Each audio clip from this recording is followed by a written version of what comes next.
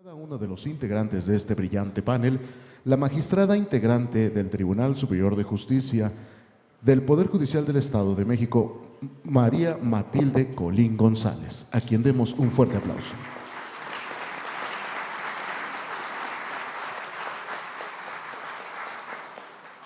Muy buenas tardes a todas y a todos. Bienvenidos a esta su casa, al Poder Judicial del Estado de México, al Foro Internacional de Transparencia y Justicia Abierta 2024. Hoy nos ocupa como tema de este panel archivos como base de la transparencia para la rendición de cuentas. Hoy se analizará el tema: los archivos representan la base de la transparencia y son la materia prima del acceso a la información. Sin los archivos no se podría garantizar la rendición de cuentas a la ciudadanía. Tenemos panelistas de lujo, como pueden ver. Nos acompaña la licenciada Gisela González Flores, nos acompaña la licenciada Claudia López Iglesias y la maestra Natalia Mendoza Servín. Vamos a llevar a cabo este panel con la intervención de nuestras tres panelistas y voy a irles presentando una a una conforme vayan a hacer el uso de la voz. En primer lugar, les voy a presentar a la licenciada Claudia López Iglesias. Es licenciada en Administración y egresada de la carrera de Informática Administrativa. Desde hace 22 años está dedicada a la gestión de recursos de la información. Ocupó el cargo de directora del Sistema Nacional de Archivos en el Archivo General de la Nación. Fue titular del Sistema Estatal de Archivos del Estado de Zacatecas y directora en el Archivo Histórico Diplomático de la Secretaría de Relaciones Exteriores. Actualmente se desempeña como consultor senior especializado en procesos de transformación digital, gobierno corporativo y de la información. Ha participado en el desarrollo e implementación de políticas públicas en materia de archivos y gestión documental. Destacan los proyectos normativos de la Ley General de Archivos y los lineamientos para la organización y conservación de los archivos emitidos por el Sistema Nacional de Transparencia. Asimismo, ha trabajado en la integración de soluciones para gobierno digital, mismas que permiten la integración y exportación de datos obtenidos de formularios en información electrónica reutilizable. Colabora también durante el proceso de consulta normativa y pilotaje de implementación del modelo de gestión documental de la Red de Transparencia y Acceso a la Información, que es integrada por 19 instituciones que representaron a 12 países en coordinación con el Instituto Nacional de Acceso a la Información y Protección de Datos Personales.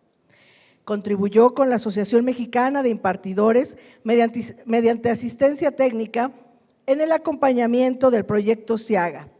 Dio seguimiento y validación a las metodologías archivísticas y de ingeniería de software para el desarrollo e implementación de un sistema informático de administración y gestión de archivos judiciales que involucró a 8 tribunales superiores de justicia. Destaca su participación en proyectos como Proyecto 100 de la Facultad de Derecho de la UNAM y del Sistema Automatizado de Control de Gestión del Servicio de Enajenación de Bienes, realizando el análisis de requerimientos para establecer las directrices de la gestión de documentos electrónicos, que involucra la estandarización de los procesos de digitalización de expedientes legales y su tramitación. Actualmente pertenece al Grupo de Trabajo sobre Gestión y Preservación de Documentos Electrónicos de la Asociación Latinoamericana de Archivos, quien desarrolla aportes significativos desde la teoría y la técnica para promover una transformación digital que aproveche las tecnologías sin dejar de lado las obligaciones y responsabilidades que legal y culturalmente existen sobre los documentos producidos en soportes digitales. Bien, pues le concedo el uso de la voz.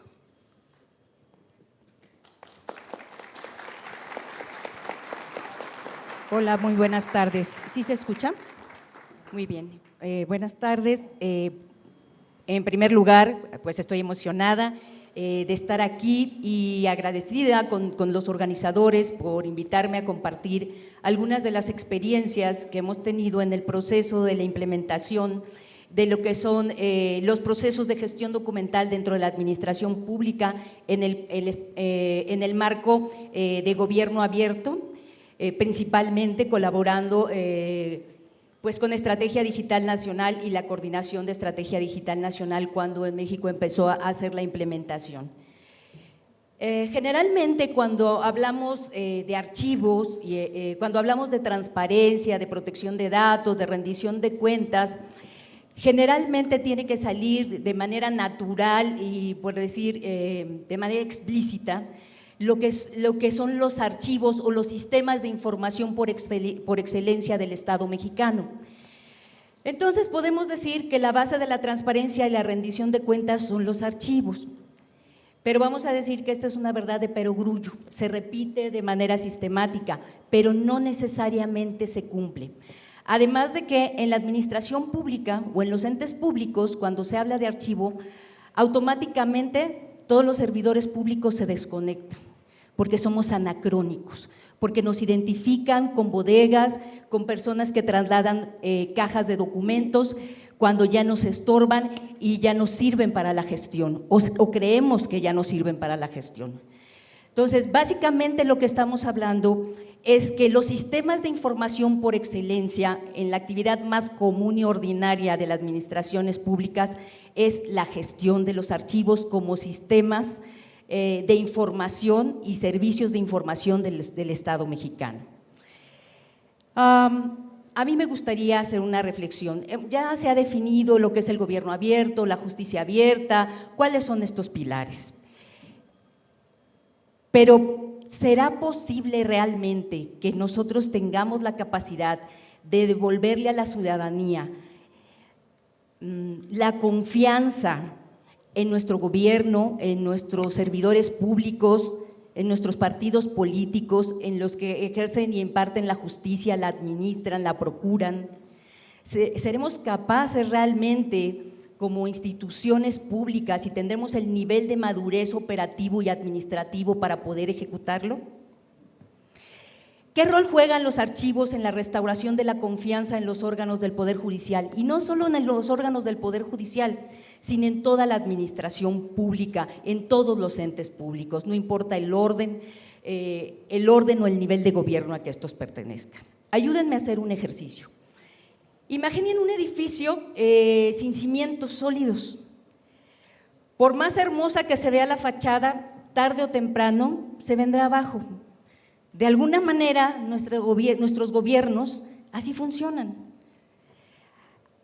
Y ahí es donde los archivos son ese pegamento, esa unión, esa cohesión de lo que es el ejercicio de la administración pública para poder transparentar, para poder rendir cuentas y para abrir la justicia o para tener un gobierno abierto.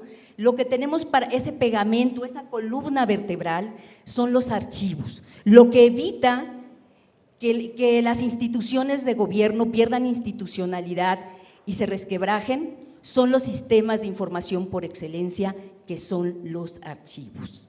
¿Por qué? Porque los archivos siguen a los procesos y procedimientos institucionales. Los documentos y la información no se generan por clonación espontánea, se generan en el ejercicio de nuestra función y atribución. Y el registro material de esas funciones y atribuciones está generado en documentos, en información. Ahora, el oro que hablamos del conocimiento, el dato. Que el dato por sí mismo es sobrevalorado si no está bien organizado, identificado y que en su conjunto genere información, genere conocimiento. Si bien es cierto que la transparencia es saber, pues sí, ese saber, además de saber, tiene que comprenderse. Ya lo dijeron algunos otros panelistas, pero me gustó mucho cómo lo puntualizó Federico. Es el entendimiento, el entender lo que hacen. ¿Cómo puede haber ciudadanía, cómo puede haber participación ciudadana si no hay construcción ciudadana, si no hay educación ciudadana, si los ciudadanos no saben qué hace, a qué se dedica su institución? ¿no? Por eso confunden la procuración de justicia con la impartición de justicia, ¿no? O la administración de justicia, ¿quién hace quién? ¿Qué derechos protege? ¿Sí? ¿Qué información se debe transparentar? ¿Qué información se debe otorgar? ¿Y cuál no? Y no por el hecho de ocultarla, sino porque contiene datos personales que vulneran derechos. Si no tenemos la capacidad de identificar qué existe dentro de nuestras organizaciones, cómo está, quién lo tiene, dónde lo tiene, en qué soporte documental lo tiene, cómo se está generando, yo veo difícil y veo impedido que si no hay una buena gestión, es muy difícil implantar una justicia abierta, un gobierno abierto o un buen gobierno. Que puede parecer lo mismo y que puede tener 8 principios, 5 principios o 4 principios, pero todo tiene que ver con el escrutinio del servicio público, con la prestación de servicios, con la efectividad que se tiene. Eso quiere decir, eso es lo que habla la OCDE en mayores o menores palabras. No es simplemente usar tecnologías de la información, ser innovadores, ¿no? Porque muchas veces lo que hay en las plataformas ni siquiera concuerda, no cumple las características de calidad, cualidad, autenticidad, integridad que los datos y la información debe tener. Es más, como está generado en ciertas plataformas, esos datos abiertos está para explotación en cubos de información, en otro tipo de inteligencia que un ciudadano de a pie no comprende y no lo puede procesar.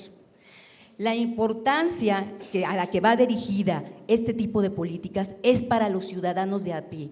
Yo quiero saber cómo es mi impartición de justicia en el sentido de que yo encuentre mi expediente, que no se pierda, que no me tengan 2 semanas o 15 días esperando un expediente, ¿sí? En el trato, en cómo se documenta, por ejemplo, cuando alguien que habla un idioma diferente o un lenguaje diferente, ¿sí?, es documentado su proceso, es informado. Eso es parte del proceso de la justicia abierta, eso es parte del ejercicio. Cuando existen en los DIFs una atención integral para la familia, que se tiene atención médica, atención psicológica, ven violencia intrafamiliar, ¿ustedes han visto dónde se resguardan esos expedientes? ¿A dónde están? ¿Quién los tiene? Muchos de ellos están en las computadoras de los servidores públicos, de los doctores, y no hay un protocolo para el tratamiento de esos datos. Eso sí, ¿saben con qué tienen que ver? Con el sistema de gestión documental. El sistema de gestión documental, y oye, no me voy a poner técnica ni anacrónica, pero tiene que ir asociado a los procesos y procedimientos. ¿Cuándo se crea? ¿Cómo entra la información? ¿Cuál es la petición que tiene el ciudadano hacia el gobierno? ¿Y qué servicios le va a ofrecer? ¿Qué servicios o bienes le va a prestar? ¿Sí? ¿Y qué tan eficiente es para responder a ellos y para garantizar sus derechos? Eso es lo que hace la gestión documental. La gestión documental sigue a los procesos institucionales. Eso es supremamente importante que se entienda. Desde la planeación estratégica de cómo se crean los formatos, los protocolos para recibirlos, para tramitarlos, para entender qué documentación se conserva de la que no, cómo se protegen los datos y qué datos sí se pueden transparentar para que no haya violación de derechos, en ese sentido se podrá rendir cuentas. Mientras tanto, hemos tenido grandes inversiones en temas de transparencia, en plataformas anticorrupción, pero eso no va a surtir efecto si realmente, primero, quien tenga que explotar y se vea beneficiado de todas esas políticas públicas sea el ciudadano de a pie y que realmente sienta que están mejorando los procesos de atención que tiene el gobierno hacia la ciudadanía. Es cuando realmente se va a creer que existe un gobierno abierto, que las políticas públicas sirven para los ciudadanos. Y también muy importante, la corresponsabilidad del ciudadano para entender qué hacen sus instituciones. Esa es una parte cívica que uno debe de aprender como ciudadano y también facilitar como institución pública para el conocimiento de esto. Aquí, pues, los gobiernos generan una gran cantidad, cualquier entidad pública genera una cantidad ingente de información. El 70% de la información que se produce dentro de cualquier contexto en un país, el 70% es producida por el gobierno, por los famosos burócratas en el buen sentido, no en un sentido peyorativo. En las administraciones públicas, ¿por qué? Porque ahí es donde se otorgan derechos como la salud, la educación, la impartición de justicia, la administración de justicia, la seguridad pública y los servicios básicos. En la atención mínima de algo que es el trámite eterno. ¿Qué tan difícil son nuestros protocolos de atención? Lo que hay que mejorar son las formas de trabajo, la cultura organizacional. Tal vez seguramente por mi profesión, pero en la administración pública lo primero que se debe de atender son las formas de trabajo, cambiar ese chip y ese salto de cultura, de una cultura realmente organizacional, entender qué hacemos, para quién lo hacemos, ¿sí? Y qué productos de trabajo debemos de entregar a la ciudadanía y en qué soporte los debemos de resguardar. Todos estamos muy entusiasmados con el tema de las tecnologías de la información y nos gusten o no, están aquí y están aquí nos están avasallando, ¿no? Nos rebasan y no necesariamente tenemos la capacidad de gestionar. Ahora, si en el papel tenemos dificultades para la organización e identificación de esos acervos y de esa documentación que se encuentra en todas nuestras instituciones, aún más en el ámbito digital. ¿Sí? Y sumado a ello la certeza jurídica de la integridad y de dónde debe viajar esa información en electrónico para que tenga autenticidad y certeza jurídica de que lo que dice que es ese documento lo emitió quien dice haberlo emitido. Toda esa infraestructura tecnológica no es más que una herramienta y no un fin, y parece que es un fin más que una herramienta. Es acercar al ciudadano a servicios accesibles para que no haya desplazamiento. Pero si ustedes realmente han visitado comunidades como Santo Tomás de los Plátanos o Mazapil en Zacatecas, a pie de terreno, han estado en municipios, ¿no? En más de los 2.446 municipios, me parece, de nuestra república, se darán cuenta que la realidad es otra. Que no nada más a veces no hay teléfono, no hay electricidad y de verdad no existe. Entonces, ¿cómo pueden ser accesibles ciertos servicios en línea? Entonces, entendamos la justicia abierta y en los procesos de gestión documental como la mejora de la gestión administrativa al interior de nuestras instituciones. Invertir más en la capacitación y el entendimiento de los servidores públicos de lo que es la gestión, primero pública, entender qué hacen, cómo lo hacen y para quién lo hacen y qué generan y en qué soportes. Y en ese sentido podemos crear sistemas de gestión documental y sistemas de información fortalecidos. En tanto eso no suceda, no veo cómo, la verdad, podemos tener apertura de procedimientos, documentos y datos para el escrutinio público, transparencia, participación, legalidad, responsabilidad, consenso, equidad, eficacia, eficiencia, lenguaje ciudadano. Pues el lenguaje ciudadano es saber escribir bien, es saber escribir con claridad, ¿sí? Es establecer la claridad y el conocimiento para saber qué derechos tienen los ciudadanos, y eso es parte de la gestión documental. El decir la creación, la producción, la organización y el almacenamiento me identifican para saber cómo debo resguardar la información, cuándo debo migrarla, cómo debo preservarla. Estaremos en posibilidad de que toda la documentación que se genera en la nube o en las plataformas de diversas características se pueda resguardar o rescatar para el futuro. De verdad que yo en estos momentos no lo creo. Y bueno, cierro con esa frase de Larry Ellison, que dice que la verdadera era de la información llegará a las organizaciones hasta que éstas estén en disponibilidad para conocer en tiempo real la calidad de la información que éstas producen. Muchísimas gracias.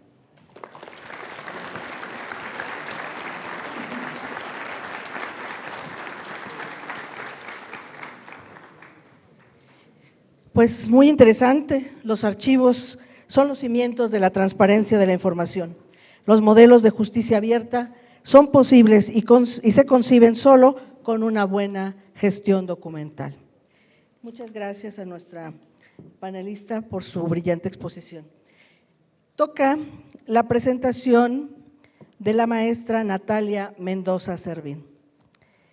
Es abogada y maestra en transparencia y protección de datos personales por la Universidad de Guadalajara. Tiene la especialidad de Secretaría del Poder Judicial de la Federación y en Estudios de Género por la Universidad Pedagógica Nacional. Actualmente estudia un doctorado en Derecho por la UNAM y es egresada de la especialidad en Responsabilidades Administrativas y Sistema Nacional Anticorrupción por el Tribunal Federal de Justicia Administrativa. Es coordinadora de Transparencia y Archivo General de la Universidad de Guadalajara, profesora en la misma Casa de Estudios y en el Tecnológico de Monterrey. Fue comisionada del Instituto de Transparencia, Información Pública y Protección de Datos Personales del Estado de Jalisco. Escribe en El Occidental y tiene una colaboración semanal en W Radio. Tiene diversas publicaciones, entre ellas en la Revista Latinoamericana de Derechos Humanos de San José de Costa Rica, sobre derechos humanos de los indígenas en la revista Ichan Tecolotl del Centro de Investigaciones y Estudios en Antropología Social, sobre datos abiertos y protección de datos personales, así como en el libro del Observatorio de la Juventud en Costa Rica y en la revista Caja de Cristal.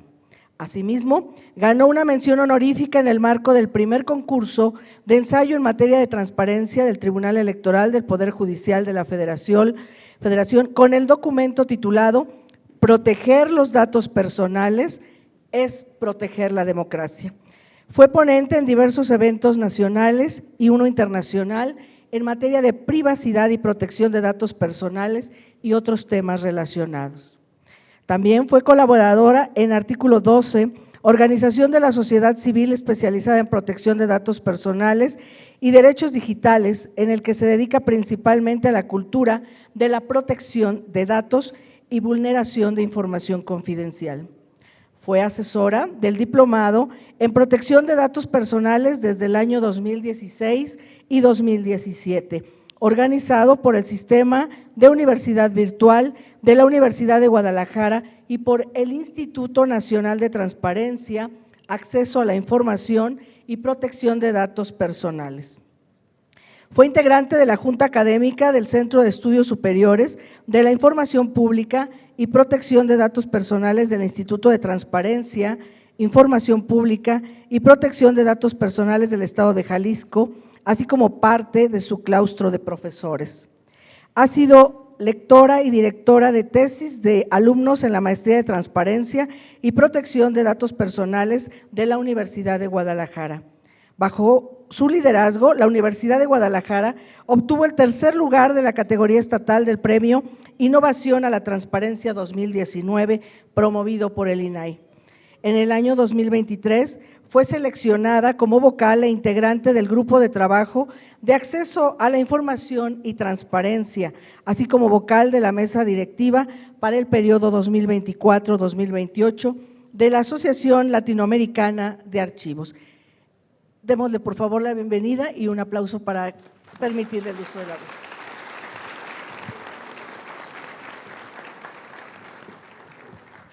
Gracias, pues muy buenos días, tardes, tengan todas y todos ustedes. Sumarme a los agradecimientos de todo el equipo del Poder Judicial del Estado de México, por supuesto. No quisiera omitir a nadie. Y bueno, pues aquí tengo mi cronograma para ajustarme a los tiempos. Y bueno, también quiero hacer una mención importante que me gusta reconocerla en el sector público. Qué bonita mesa de expertas mujeres, ¿no? Que siempre la perspectiva de género en el espacio público es importante. Y bueno, pues los temas de archivos malamente han sido aventados al final, ¿no? También ya lo comentó mi colega Claudia. En nuestra legislación mexicana, pues iniciamos con las reformas a la ley de transparencia y luego con la de protección de datos y hasta el final dejamos la de archivos, siendo que esta tendría que ser la primera por ser la base del espacio de la rendición de cuentas, ¿no? Y por supuesto que la materia de archivos da por sí misma para hablar del tema de apertura o de archivos abiertos, ya lo comentó Claudia también. Sin embargo, pues en este foro un poco es hacer énfasis en cómo los archivos forman parte de este pilar de la rendición de cuentas. Dependiendo del autor o autora en gobierno abierto, vamos a ver que el gobierno abierto pues tiene diferentes pilares, ¿no? Pero dependiendo del autor o autora, tenemos el ejercicio de la rendición de cuentas, ¿no? Como un pilar clave, y me parece que los archivos son muy importantes, ¿no? En el camino del hotel hacia este lugar platicaba con Peter sobre los temas de la reforma judicial y uno de los temas que yo le comentaba es que sí tenemos un gran pendiente. el Poder Judicial tiene un gran pendiente con la sociedad. Y es que sí, la sociedad tiene una percepción de que no siempre estamos actuando de la mejor manera correcta, ¿no? Y me doy a entender porque por supuesto que aquí estamos abogadas, abogados que entendemos perfectamente por qué se resuelven las cosas de tal o cual manera. Pero en este ejercicio del lenguaje ciudadano, no siempre a quienes reciben nuestra información, a quienes les comunicamos nuestras resoluciones, que no es otra cosa más que un proceso de comunicación, les queda siempre claro, ¿no? A mí me encanta poner de ejemplo los procedimientos penales porque creo que es donde la ciudadanía más puede o hace estas evaluaciones de qué tan bien o qué tan mal lo estamos haciendo, ¿no? Desde las perspectivas judiciales, ¿no? Entonces de repente cuando sacan en las noticias liberamos a N número de violadores por una situación de proceso, ¿no? A las y los abogados nos queda clarísimo, ¿no? que un tema de procedimiento es importante, pero a la ciudadanía lo que le queda es un sabor de que no se imparte justicia, ¿no? A la ciudadanía le queda muy claro que no estamos haciendo nuestro trabajo bien, ¿no? Esa es la percepción que tienen los ciudadanos, las ciudadanas de nosotros. Y en parte tiene que ver pues en el hecho de que sí tenemos que promover y dar a entender bien nuestros mensajes, ¿no? En todo el tema y en toda la crítica que puede haber desde estas trincheras de la reforma, también hay que asumir lo que nos corresponde asumir como poderes, ¿no? Y creo que uno de estos es el tema de dar a entender bien nuestro mensaje por conducto de la justicia abierta. Y para eso los archivos son fundamentales, ¿no? Los archivos son los que al final van a contar la historia a la ciudadanía de qué es lo que verdaderamente se hizo bien o se hizo mal, ¿no? Las resoluciones al final nos apoyan o ayudan a que las y los juzgadores en un ejercicio de rendición de cuentas le expliquen a la ciudadanía por qué tales o cuáles razones, ¿no? Y en ese sentido, bueno, me parece que hemos avanzado bastante con el tema de que ya mencionaba alguno de los compañeros, compañeras en las mesas anteriores, sobre la publicidad de las sentencias en México y la reforma relativamente reciente en su publicidad, ¿no? Y para esto me gustaría mucho hablar de una propuesta que se trabajó desde la Universidad de Guadalajara, pero también desde la Asociación Latinoamericana de Archivos, que tiene por objeto abrir los archivos a cualquier espacio ciudadano y por supuesto que eso incluye al Poder Judicial, ¿no? Si nosotros recordamos el artículo, bueno, aquí tengo el ciclo de vida de los datos, no voy a hablar mucho de ello, pero quienes están aquí y se dedican a los temas de los archivos, pues sabemos que toda esta información puede requerirse por solicitud de información, pero también tenemos todas las características importantes que tienen nuestros archivos históricos, ¿no? En el momento en el que la información llega a un archivo histórico, se entiende por ley que es un documento al cual podemos acceder de manera irrestricta, ¿no? Independientemente de cualquier situación. Entonces, el artículo 38 de la Ley General de Archivos nos da la posibilidad de tener acceso a información que tiene valores históricos de acuerdo a nuestros instrumentos de archivos, pero que por contener información personal, particularmente sensible, dice la ley, pues no podemos ingresar, ¿no? Y entonces este artículo 38 lo que nos dice es que los órganos garantes de transparencia en las diferentes entidades federativas podrán o deberán tener un criterio para poder acceder a los documentos que están en concentración, que tienen datos personales, pero que revisten alguna trascendencia importante para el cual debemos darle acceso a personas investigadoras, a personas biógrafas, por ejemplo. Yo agregaría a las y los estudiantes que por supuesto están aquí, que por supuesto están trabajando con temas sumamente importantes para su formación. De hecho, bueno, aprovecho por acá, ya no vi dónde estaba la directora de la carrera de Derecho de la universidad, pero desde el ALA a mí me está tocando impulsar el tema de que las y los estudiantes se agreguen a la asociación, ¿no? Muy importante también decir, me imagino que la mayoría de las y los estudiantes que nos acompañan son de la carrera de Derecho y decirles que necesitamos buenas y buenos abogados en el área de archivos, ¿no? Tenemos a nuestros compañeros de bibliotecas, de archivos, muchos ingenieros e ingenieras, y tenemos muy pocos abogados y abogadas en este tema, y no es una materia que no sea ajena. Pero bueno, haciendo esta premisa, pues el proyecto tiene por objeto que las personas ingresen y tengan acceso a los documentos con valores secundarios, con valores de archivo histórico, pero que se encuentran en concentración bajo criterios de ponderación, ¿no? Y aquí el tema que me parece importante no es solamente, porque cuando yo lo platicaba y lo difundíamos en el grupo de trabajo del ALA, la preocupación era para los compañeros de los órganos garantes, ¿no? Para las y los comisionados, que sí tienen todo un reto, pero digamos de alguna manera las y los comisionados se eligen con las características de que ellos y ellas puedan generar estas pruebas de interés público para acceder a los documentos, ¿no? Pero aquí el gran tema es cómo le hace la persona usuaria, es decir, las personas para quienes están hechos los documentos y los que nos permiten rendir las cuentas, ¿no? Y por supuesto también para los sujetos obligados, que en este caso pues lo será el Poder Judicial del Estado de México o cualquier otro, de cómo entregamos la información, ¿no? De repente me parece que hay una preocupación genuina e importante por quienes van a llevar los procedimientos, en este caso los organismos garantes, pero a mí me parece que en materia de archivos es fundamental que la persona usuaria sea el centro, ¿no? Y por persona usuaria es cualquiera de los que están aquí, que quiere evaluar qué es lo que hacen las y los magistrados, los jueces, juezas, o cualquier otra instancia del Poder Judicial, ¿no? Entonces, bueno, ¿qué es lo que hicimos desde ALA? Desde ALA presentamos solicitudes de información.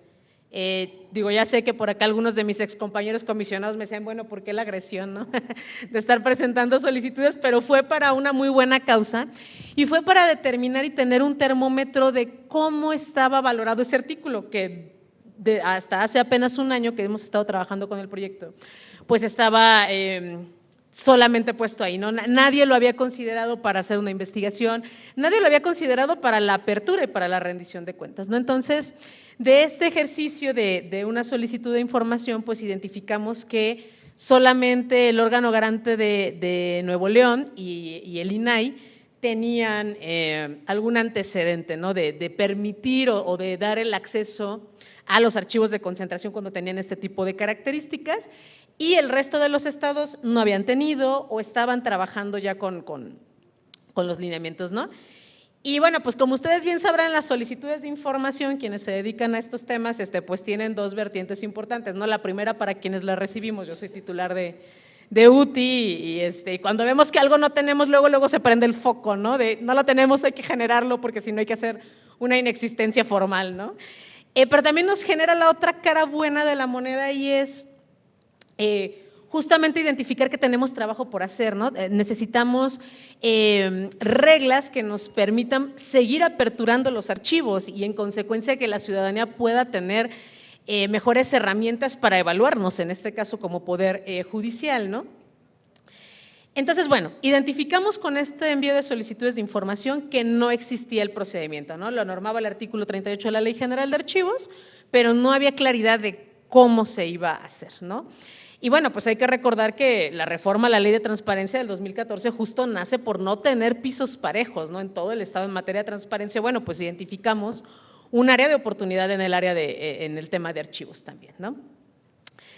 Entonces, bueno, pues derivado de este ejercicio, se está generando un documento a nivel internacional, particularmente con la retroalimentación de países de América Latina, para poder implementar unos lineamientos que le permitan sí a los organismos garantes poder tener un ejercicio parejo, un piso homogéneo para el acceso a la información desde los archivos de concentración, pero sobre todo para darle calidad a los usuarios, a las y los usuarios, ¿no? Que tengan la facilidad de ir, de que sean estos los que tengan que hacer el menor trámite burocrático, ¿no? Porque la intención es que en un ejercicio de apertura de los archivos, pues estas personas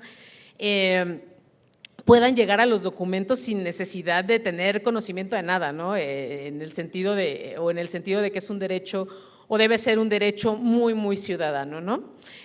Y bueno, pues dejaría hasta ahí la presentación, que ya por aquí me está agarrando el tiempo, y preferiría que más bien si hay alguna pregunta más adelante se haga. Pero bueno, recalcar que sí, desde los archivos se tiene una misión muy importante, que es la de, pues justamente, documentar las funciones y atribuciones que tenemos por norma a todos los sujetos obligados, pero también que ésta le permita a las y los ciudadanos poder echar una vista atrás y poder evaluar cada una de las cosas que estamos haciendo, ¿no?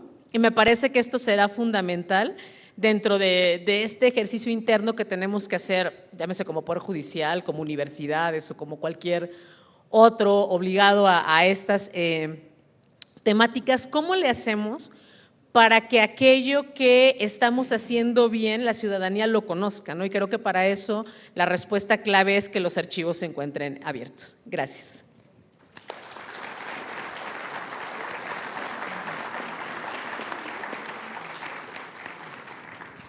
Muchas gracias, maestra Natalia.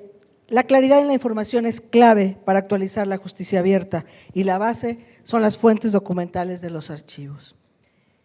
Bien, pues les voy a presentar a nuestra tercera panelista de lujo, es la licenciada Gisela González Flores, administradora con 25 años de experiencia en la iniciativa pública, 10 de ellos en el ámbito archivístico. Fue coordinadora general de planeación y programas en el Poder Judicial del Estado de Hidalgo, directora del Archivo Histórico de la Nación y actualmente es la coordinadora de archivos del Poder Judicial del Estado de México, es decir, de aquí, de nuestra casa. Démosle un aplauso, por favor. Gracias. Pues sí, efectivamente de casa, y agradecer a la consejera Cristel, al maestro Edgar y por supuesto al presidente la invitación, a la magistrada por su presentación y por acompañarnos. Yo hoy, a diferencia de mis dos colegas, me quiero enfocar en la parte humana, ¿sí? Los archivos no tienen voz y no tienen vida.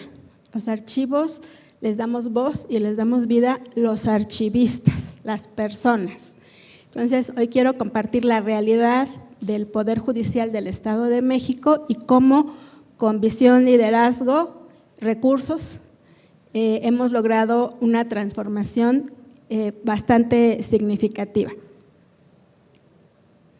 Entonces, pero quiero partir de la base normativa, ¿sí? Hay tres normas, la Constitución principalmente, que nos norman esta situación. Dice que los sujetos obligados deberán documentar, o sea, imperativamente, sí o sí, nosotros estamos obligados a documentar. Y ahí habla de que tenemos que generar archivos en cualquier soporte, a documentar todo acto que derive del ejercicio de sus facultades o funciones. Y la ley determinará supuestos bajo los cuales procederá la declaración de inexistencia de la información. Ahí ya hablamos otra vez de archivos y obviamente de transparencia que regula esas declaratorias. No podemos decir que la información no existe si deriva de nuestras funciones. Luego, la Ley General de Transparencia en su artículo 4 nos dice que toda la información generada, obtenida, adquirida, transformada o en posesión de los sujetos obligados es pública y accesible, salvo las restricciones que ya todos conocemos, confidencialidad o criterios de reserva. Pero ya que nos habla otra vez de información, implícitamente estamos hablando de archivos. Y por último, el tercer ordenamiento sería la Ley de Archivos y Administración de Documentos del Estado de México, en donde nos dice en su artículo 6º y 7º que los sujetos obligados deberemos garantizar la organización, conservación y preservación de los archivos. Sin esas tres situaciones no vamos a poder garantizar la transparencia, con el objeto de respetar el derecho a la verdad y el acceso a la información, que es uno de los temas que hablaba nuestro panel anterior. Y el artículo 7 nos dice que estamos obligados a producir, a registrar, a organizar y conservar los documentos de archivo sobre todo acto que derive de nuestras facultades o funciones. Otra vez, alineado a lo que establece la Constitución. Entonces, si constitucionalmente estamos obligados a documentar y a generar archivos, y la ley nos establece que tenemos que cuidarlos, protegerlos, conservarlos, etcétera, ¿por qué los tenemos en la mayoría de las instituciones públicas como los tenemos? Bueno, pues es por esto, ¿sí? Lo que ve la ciudadanía es el derecho a la información, porque es su derecho humano, él lo pide. El usuario pide otro derecho, que es acceder a la justicia, que es a lo que nosotros nos dedicamos, y no le importa el cómo, para eso estamos nosotros, para proteger esos derechos. Pide transparencia y pide rendición de cuentas, pero eso que ve está sustentado en esto que no ve. Por eso es que no logramos muchas de las veces ser visibles, porque nos rebasa la transparencia, nos rebasa la rendición de cuentas. Pero si esto se cae del iceberg, no hay transparencia, no hay rendición de cuentas. Bien, ¿qué más ve? Pero entonces, ¿por qué decimos que los archivos están al servicio de la transparencia y la rendición de cuentas y son accesibles? ¿De verdad así? Este video que les voy a compartir es del año 2020, el archivo de concentración de la región Tlalnepantla, Estado de México. Que por cierto no puedo mentir, aquí están los compañeros del archivo, ellos saben que en esas condiciones encontramos el archivo de concentración. Así podemos dar servicio.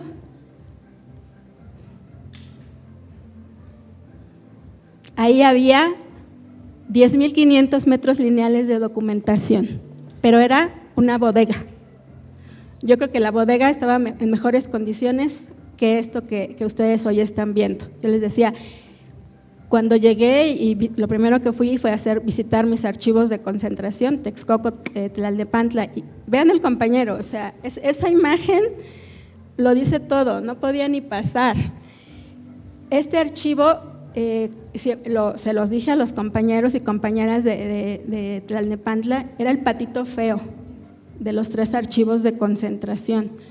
Y obviamente el servicio, pues obviamente se tardaban 3 meses, casos en que 6 meses en encontrar un expediente. Por supuesto los magistrados, los jueces, pues no surgían, ¿no? Pero yo les aseguro que ni ellos conocían en qué condiciones estaban los archivos. Yo cuando llegué al Archivo Histórico de la Nación, aquí fui compañera de Claudia, me dijeron, nuestro compañero del jurídico, te sacaste la rifa del tigre. No, cuando yo llegué aquí y vi esto, dije, no, esto es verdad, sacarme la rifa del tigre. ¿Qué voy a hacer? ¿Cómo le vamos a hacer? Y pues bueno, lo que les quiero compartir es cómo le hicimos para llegar a esto, 2024. El mismo archivo de concentración, región Tlalnepantla. Y bueno, perdón, me emociona mucho.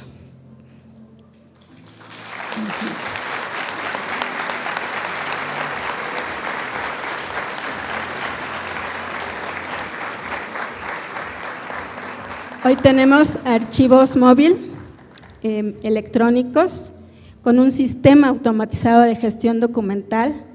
Hoy los compañeros pueden buscar, como ustedes pueden ver, con su código de barras. Obvio, está registrado en ese sistema 2 millones de expedientes. 2 millones de expedientes que todavía falta ponerle su código de barras, ingresarlo al sistema, pero hoy podemos dar un mejor servicio en el archivo de Tlalnepantla. Esto mismo está en Toluca y está siendo implementado en el de Texcoco, o sea, nuestros 3 archivos de concentración. ¿Por qué son importantes para el Poder Judicial? Porque no solamente fungen como archivos de concentración, que entenderíamos todos los que estamos aquí presentes que el archivo de concentración resguarda los documentos en su fase semiactiva, es decir, lo que ya está concluido. No, nosotros en el archivo de concentración somos el archivo de trámite de los órganos jurisdiccionales. Nosotros en los 3 archivos recibimos 500 solicitudes diarias de petición de expedientes. Eso no es común en un archivo, no sería común en un archivo de concentración, pero como somos archivo de trámite, justo porque los órganos jurisdiccionales no tienen el espacio, pues es que el servicio todavía es muchísimo más importante. Hace un momento Claudia decía, los archivos podrán ayudar a volver a ganar la confianza de la ciudadanía. Claro que sí, y los judiciales más, pero no como los vieron al principio, sino como los están viendo en este momento. Bien, volviendo a estos juegos de los iceberg, ¿qué se ve o qué ve el usuario, el ciudadano? Ve el acceso y la consulta, y la exige y la pide. Pero ¿qué no se ve? Para que llegáramos a transformar ese archivo, tuvimos que aplicar gestión documental, ¿sí? Sí, es verdad que todos decimos, sin archivos no hay transparencia, la base de la transparencia son los archivos, más bien la base de que haya transparencia son los archivos bien gestionados. Si nosotros no le aplicamos estos procesos, no podemos dar el acceso.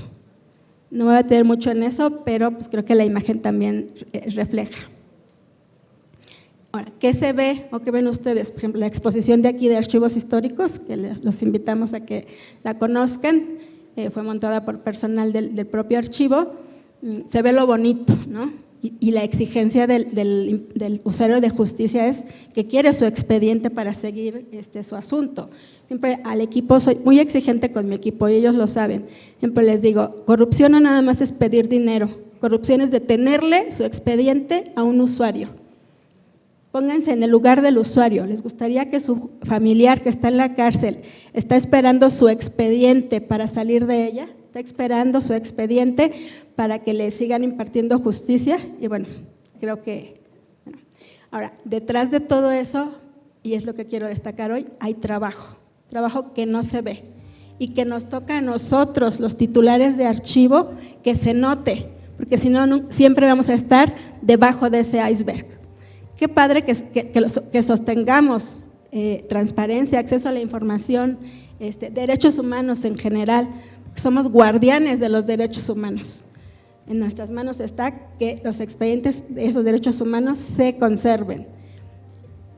Pero bueno, este es un homenaje que yo le quise hacer a mi equipo de trabajo, después de 4 años de estar con ellos, de que si exijo, hoy vean que se puede, hoy vean lo que se ha logrado gracias a ellos, en gran parte. Ahorita vamos a seguir viendo esos logros a quién se deben también. Entonces, bueno, actualmente ese es el archivo de concentración de Toluca. Ahí esa estantería nueva tiene capacidad para albergar 20,000 metros lineales. Pero, pues bueno, la noticia triste es que en los 3 archivos tenemos alrededor de 80 kilómetros lineales de documentación y tenemos rentadas 2 bodegas más. O sea, la producción sigue. ¿A qué nos falta llegar? Obviamente a implementar la valoración documental, ¿sí? A la baja de documentos que no tienen información relevante para la historia. Para que nuestros jueces, magistrados, compañeros entiendan que para que nosotros les demos el servicio, como en todas las áreas, por supuesto, en todas las áreas se trabaja. Yo vengo a presumir la mía, ¿no? A darle el valor a la mía.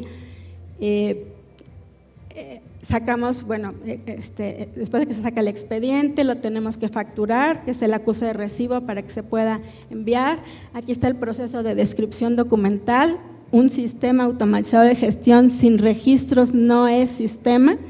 Esos 20,000, estos 50,000 metros lineales que tiene Toluca se tienen que describir para que puedan ser accesibles. Hoy, por ejemplo, hace días hacía un ejercicio con la consejera Cristel y en el sistema ya buscamos por nombre para ver si está el juicio de esa persona, lo que antes no era imposible lograrlo.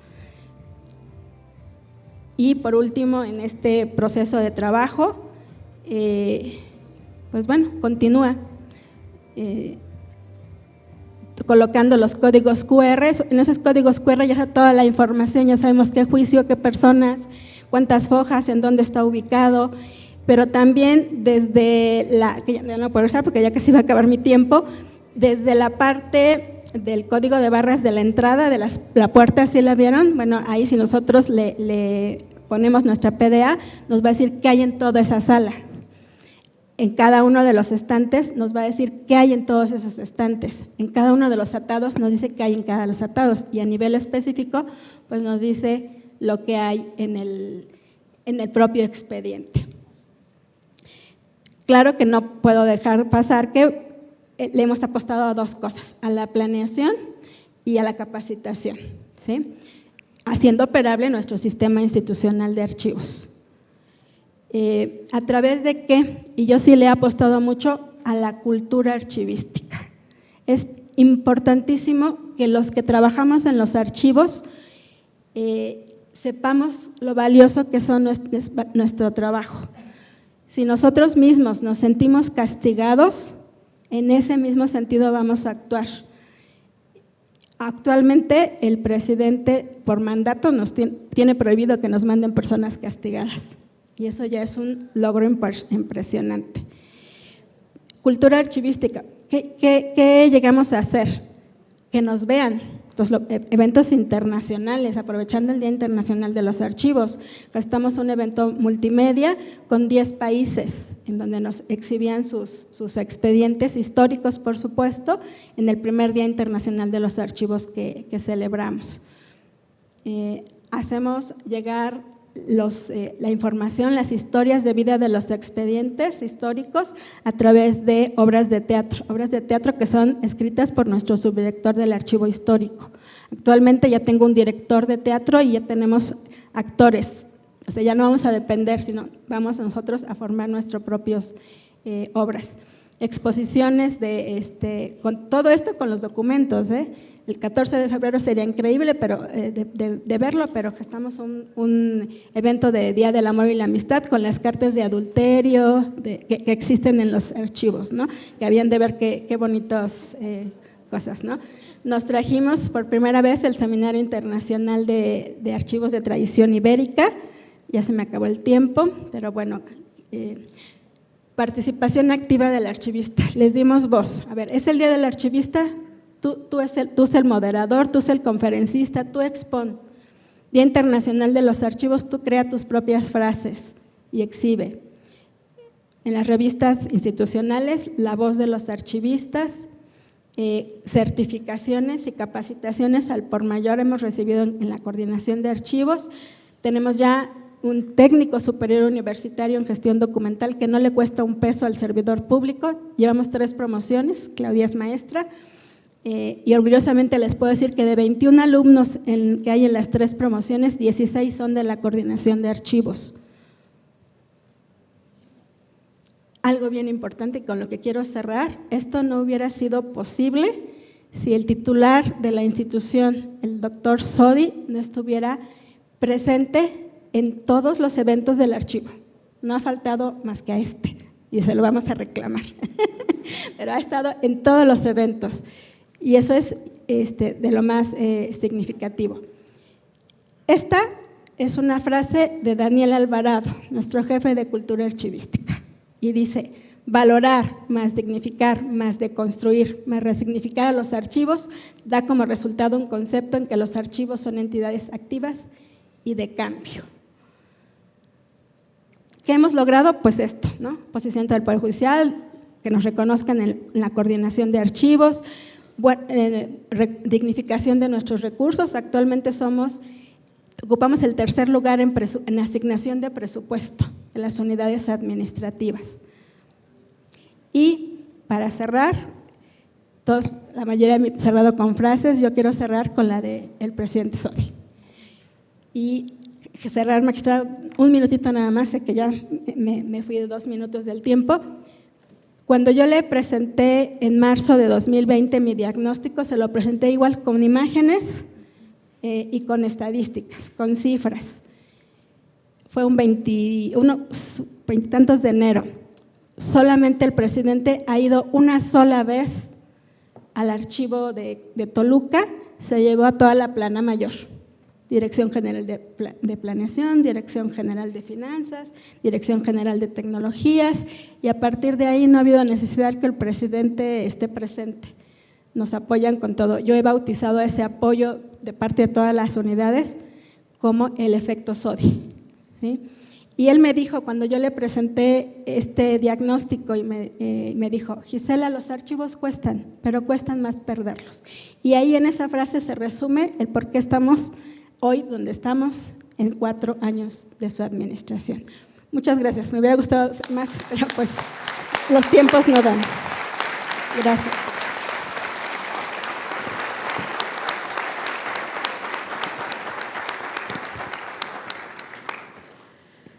Pues se puede decir fácil, pero como podemos ver hay una labor titánica detrás y un gran liderazgo de la maestra Gisela y de nuestro señor presidente. Bien, pues los archivos son contenedores de información, sirven para gestionar, clasificar, ordenar y conservar documentos. Por ende, son de vital importancia porque constituyen una herramienta de resguardo, de conservación de las fuentes de información para preservar de manera adecuada el patrimonio histórico, sea de una institución, de un país, etcétera. Asimismo, es una herramienta útil en la tarea de investigación, dado que pone a disposición de los usuarios información trascendente en diversos ámbitos como el social, el político, el económico, el cultural, etcétera. Permiten conocer en el devenir de la historia cuáles son las acciones que ha adoptado el gobierno y con ello se da sustento a las decisiones actuales. El reto hoy en día es entender la importancia de la labor archivística y consolidarla, a efecto de que a través de la misma se garantice la transparencia y certeza de la información pública, la rendición de cuentas y el combate a la corrupción. Les pido por favor un aplauso para nuestras 3 panelistas de lujo.